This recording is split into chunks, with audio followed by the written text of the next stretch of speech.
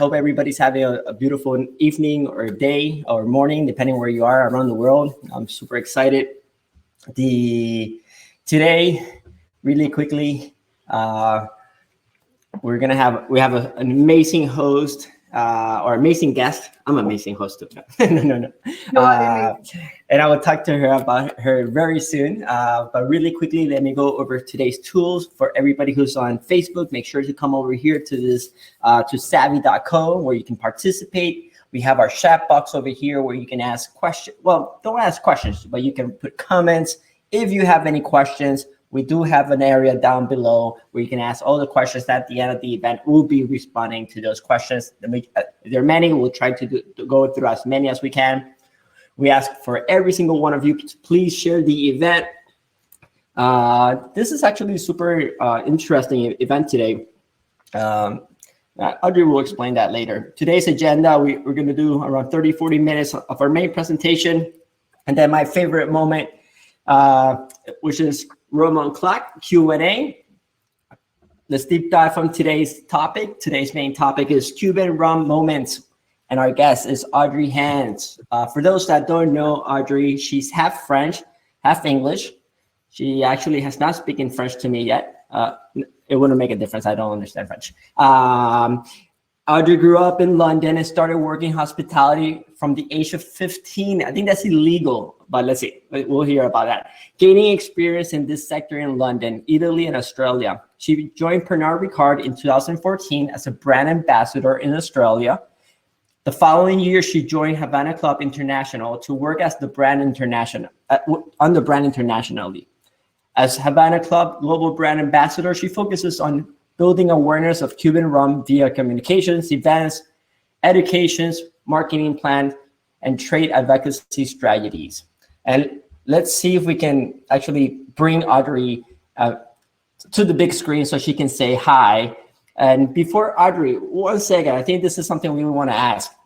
Where's everybody from right now? If you can let us know in the chat box where you're visiting, so Audrey knows if she's seeing people from different parts of the world.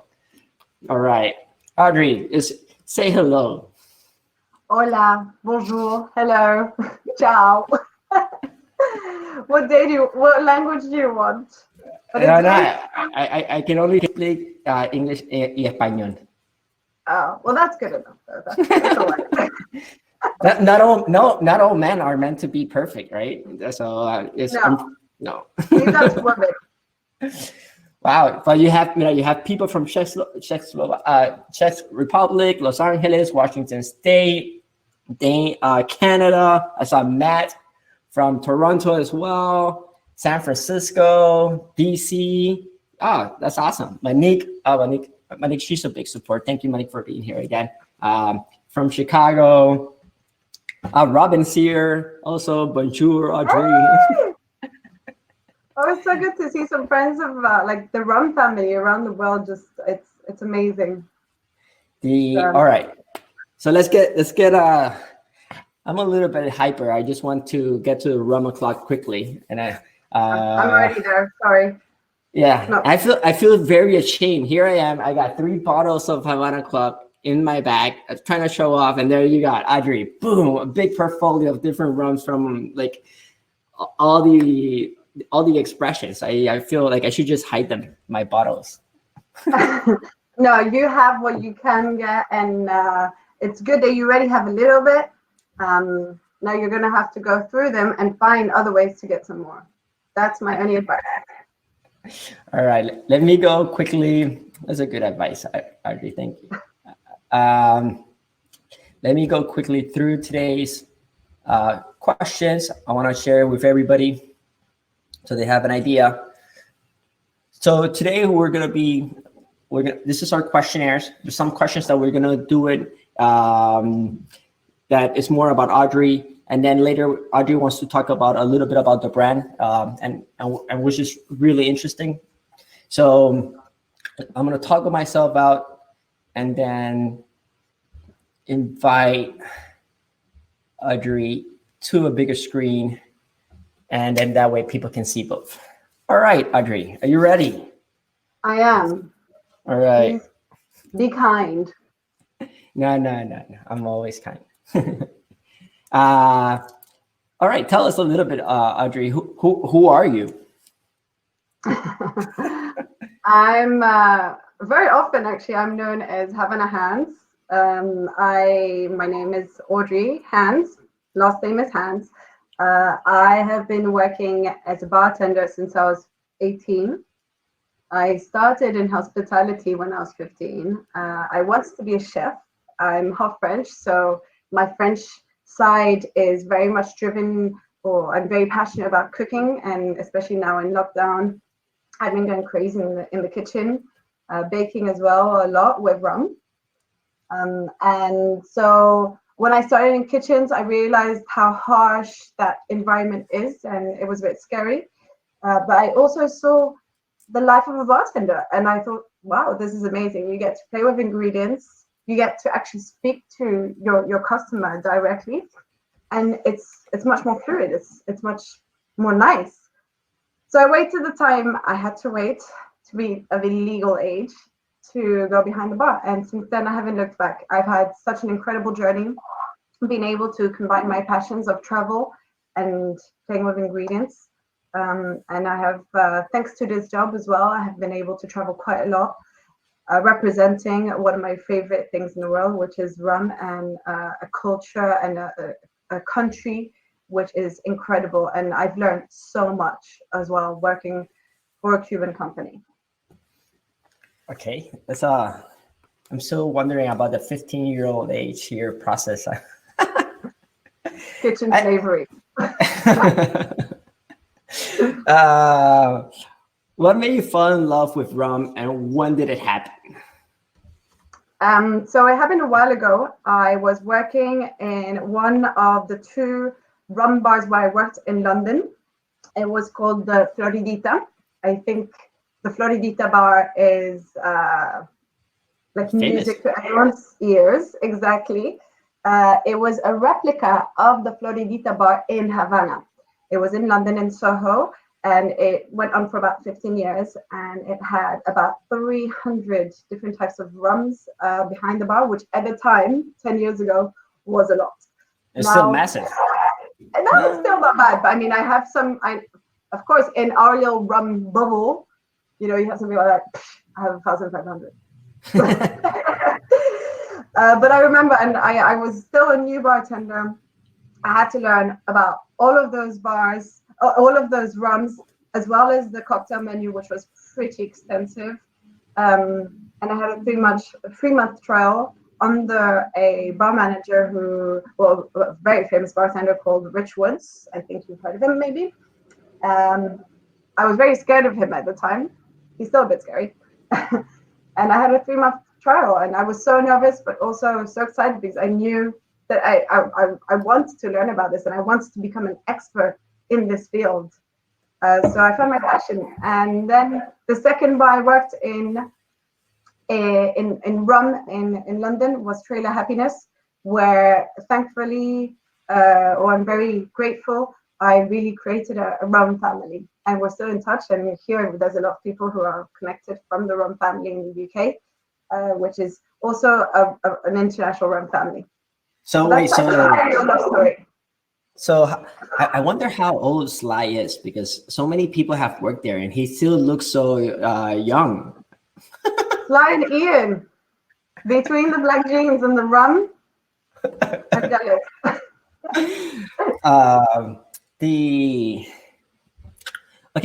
Share us 2 or 3 of your mentors, and how have they helped you throughout this process? There are so many. Sly is definitely one of them. My first mentor was Henry Besant, maybe not so much related to the rum world, more in the tequila world. But as a really young bartender, he saw a lot of potential in me. And I was obviously a young bartender. I had no idea what I wanted to do with my career. I just wanted to travel and backpack and blah, blah. And he would always bring me back to London and be like, okay, now you're going to work in a tiki bar. Now you're going to work in a hotel bar. Now you're going to work at a nightclub, this, that, the other. And he really helped me kind of go outside of my comfort zone especially when I had to work in a 5-star hotel. That was, for me, so difficult because I hate being constrained and I hate rules and all that. So it was difficult. I learned a lot. But yeah, he was incredible, and he always told me, he was like, one day, you're going to represent a brand. Maybe one day, you will be able to work on the other side of the bar. And at the time, I remember telling him, I was like, I don't want to. I want to do this for the rest of my life. So it was really ironic when I did get asked for the interview as a brand ambassador, because I do have stage fright. I still have stage fright. But there isn't a day that goes by where I don't think about what he said to me. But as I said in the written interview of Rum Lab, the rum family and the bar industry is a family, and we have brothers and sisters all over the world who will always teach us. We learn, we exchange, and we grow together. So for those who don't, just in case, or let me share with everybody this. Audrey's Hand's interview on the Rum Lab was featured last night. So it's right now on the rumlab.com. This is a platform where thousands of people go, and I don't have that much information, but I do have pretty good interviews. For those of you who are interested in the news of what's happening, join our newsletter. We try to send a newsletter every week about what's happening in the rum industry. We send it in English and in Spanish. I know. Basically. And Audrey offered herself to be the Rum Lab ambassador, and she's gonna write everything now in French. So I'm like, okay, sure. No, she didn't say that.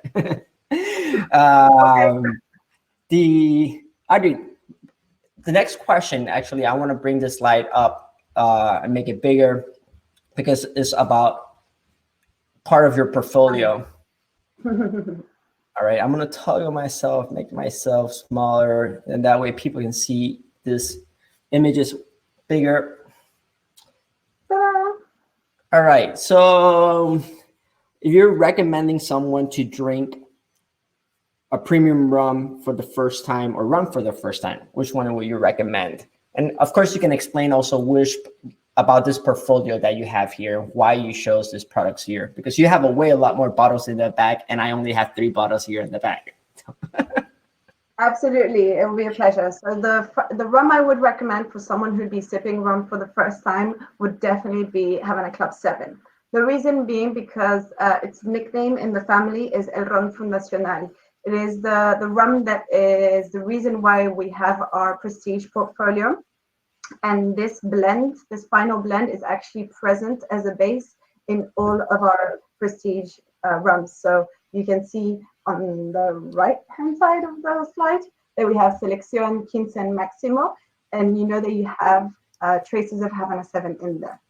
In terms of sensorial profile, or in terms of its profile, it has all of the flavors of Cuba, which is what you want when you're going to sip a rum.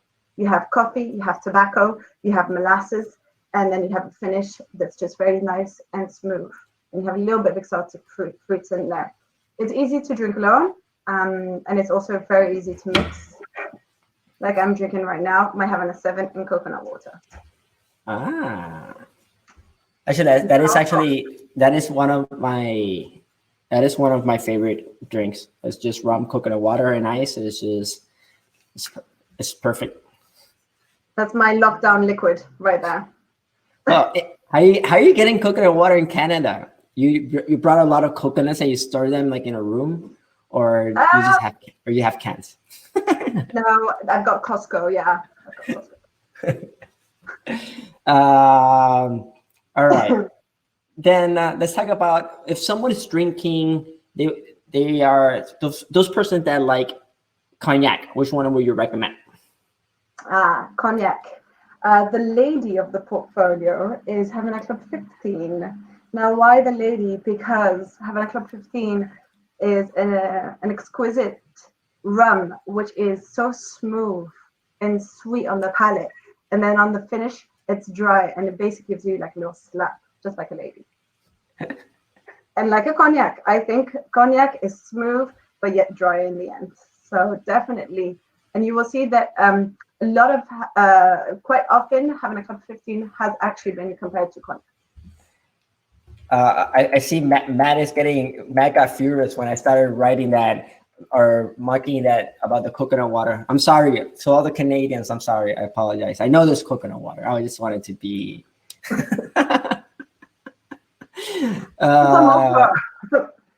The in regards to, and this is something quite interesting.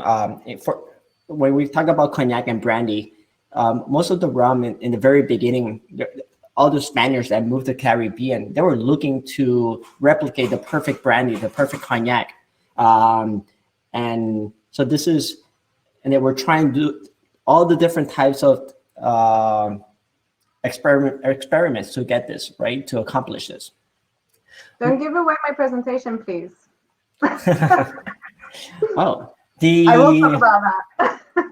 So, okay, what about a person that likes bourbon? Bourbon. So funny enough, you might not expect this, but I would actually recommend Selección de Maestros. Why? Because maybe it doesn't have like that vanillin and that really sweet notes that you would have in some of our other rums, but it has the same body. It's got more body than the rest of our portfolio. It's also at a bit of a higher ABV. It's at 45% alcohol, and it has a lot of fruit, a lot of chocolate, and I think that is the perfect rum for your old fashioned. Anyone who likes a bourbon would like an old fashioned. So definitely Selección de Maestros with notes of cacao and prunes. Is Selección Maestro available like worldwide or specific markets? It's available nearly worldwide. Ironically, where I live in Canada, it's not available at this moment in time. However, it is mostly widely available. Okay, what would you recommend as for a person that likes gin or vodka? Well, I wouldn't recommend a dark rum, would I? Havana Club 3 is perfect because it's a white rum, and yet you have nice notes of aging because it has been aged for 3 years. So for a vodka drinker, you have a very light spirit that's very easy to mix. Obviously, we know this is ron ligero. The reason why it is ron ligero is so that we could have a lighter profile that would be more palatable and that would be easy to mix. As well, we do, however, we do have this aging. So we do have notes of vanilla, notes of exotic fruits, and a little bit of citrus as well, which will give more presence in your drink. Okay. So perfect for drinkers. All right. I think. Sorry, can I add one more thing? Yeah, absolutely.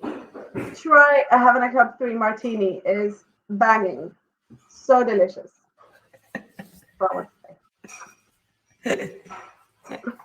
So which bar would you recommend makes the best cocktail with Havana Club 3 in UK? Sorry, I didn't hear this question well. So which bar in the UK makes the best rum cocktails with the Havana Club 3? Oh God, so many. I mean, I'm so biased because I'm trailer to the blood. I hope Slides is into this because he's getting so many joke tips. You know, you can be diplomatic. You don't have to answer. So many bars. I mean, like, thankfully, I'm lucky enough to go to some of the best bars in not just London but around the world, and the bartenders nowadays have incredible skills. So I can't be biased. I can't. Everywhere. All right.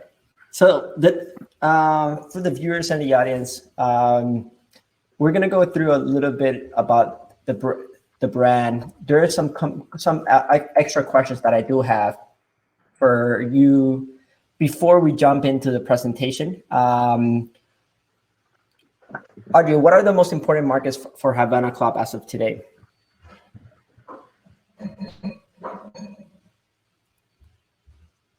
Sorry, what of today? What are the I most got- important? What are the most important markets right now? Well, obviously, Cuba is our #1 market by far. Then we are very big in mainly Europe. We are three key markets will be France, Spain, Italy, UK, and Germany. 5. I lied, not 3. But those are our main markets. We also have smaller countries which are very big markets, such as Switzerland and Belgium. And then Canada and Mexico are actually very big markets as well for Havana Club. And a little bit in Asia as well. But yeah, I think those are the most. Yeah. Europe and Mexico and Canada.